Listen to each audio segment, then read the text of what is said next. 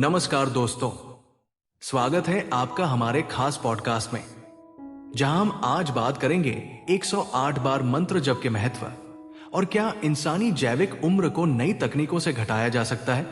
आज हमारे साथ हैं आदरणीय महात्मा श्री शरणानंद जी, एक प्रबुद्ध संत जिन्होंने जीवन भर ध्यान, साधना और विज्ञान को समझने का कार्य किया है।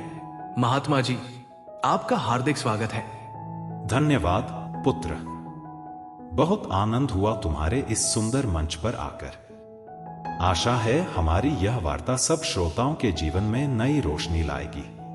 महात्मा जी, पहला सवाल, हम बचपन से सुनते आए हैं कि मंत्र जप 108 बार करना चाहिए, पर आखिर 108 का ही महत्व क्यों? ऐसा क्या है इस संख्या में? पुत्र, 108 केवल एक संख्या नहीं है, यह संपूर्णता का प्रतीक है। सबसे पहले हमारे शरीर में 108 प्रमुख नाड़ियां हैं जो हृदय से जुड़ी हैं। मंत्र जप से इन नाड़ियों में ऊर्जा संतुलित होती है।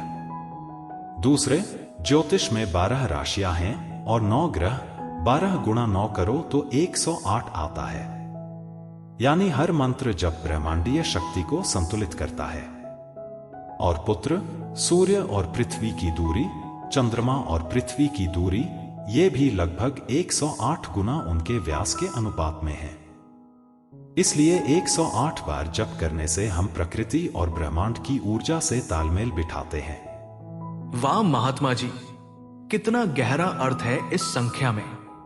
अब मेरा दूसरा सवाल, आजकल लोग कहते हैं कि नई टेक्नोलॉजी से इंसान की उम्र को रिवर्स किया जा सकता है।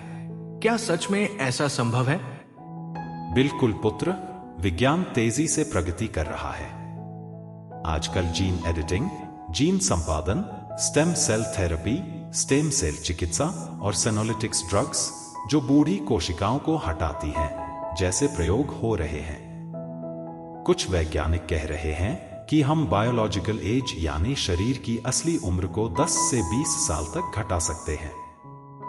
पर याद रखो, उम्र रिवर्स करने की असली कुंजी बाहर नहीं, भीतर है। ध्यान, सही आहार, सच्चे भाव, ये आत्मा और शरीर को युवा रखते हैं। टेक्नोलॉजी सहायक हो सकती है, पर यदि मन अशांत है तो शरीर को कितना भी युवा करो, सच्चा सुख नहीं मिलेगा। सच कहा महात्मा जी। तो क्या हम ये माने कि टेक्नोलॉजी और साधना दोनों मिलकर ही इस दिशा में आगे बढ़ा सकते हैं? बिल्कुल पुत्र, यह युग साइंस और स्पिरिचुअलिटी का संगम है। विज्ञान शरीर का रूप बदल सकता है, पर मंत्र जप, ध्यान और सच्चे कर्म आत्मा को अमरता का अनुभव कराते हैं। 108 जप करो, प्राणों को संतुलित करो, और फिर जो भी टेक्नोलॉजी आएगी वो तुम्हारे लिए वरदान बनेगी।